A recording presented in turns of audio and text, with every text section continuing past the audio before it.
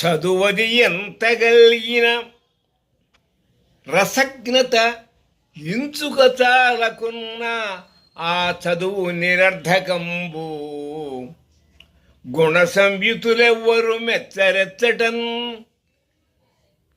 ఏ రకంగా అంటే పదునుగా మంచి కూర నలపాకము చేసిననైనా అందు ఇంపొదవెడి ఉప్పు లేక రుచి పుట్టగా నేర్చునటయ్య భాస్కరా. భాస్కరా, ఓ సూర్య భగవానుడా విను, నీ భక్తుడు నేను అని చెప్పాడు ఆ పద్యం.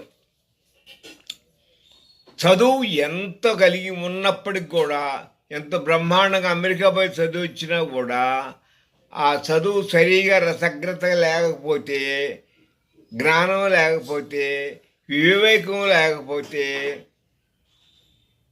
ఆ చదువు దేనికి పనికిరాడు, మూర్ఖుడితో సమానమైన అర్థం. ఎలాగయ్యా అంటే పదునుగా భీముడు నలుడు పాకం చేయటంలో, కూరలు అన్నం వండటంలో ప్రసిద్ధులు. వాళ్ళిద్దరూ ఉన్నప్పటికి కూడా,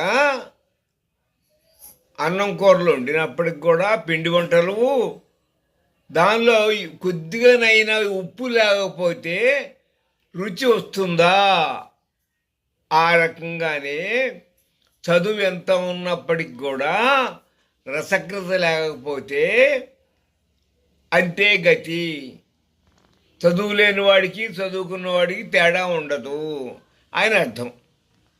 కాబట్టి చక్కగా నేర్చుకోండి. రసజ్ఞత అంటే నలుగురు కలుపుకొలుతాను, ఇన్ని అర్థాలు ఉన్నాయి. రసజ్ఞత అంటే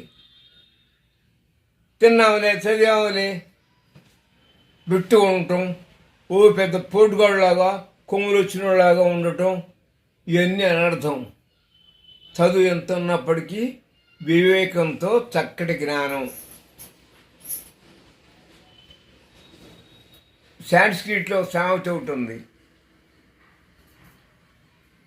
శీలేన శోభితే విద్య.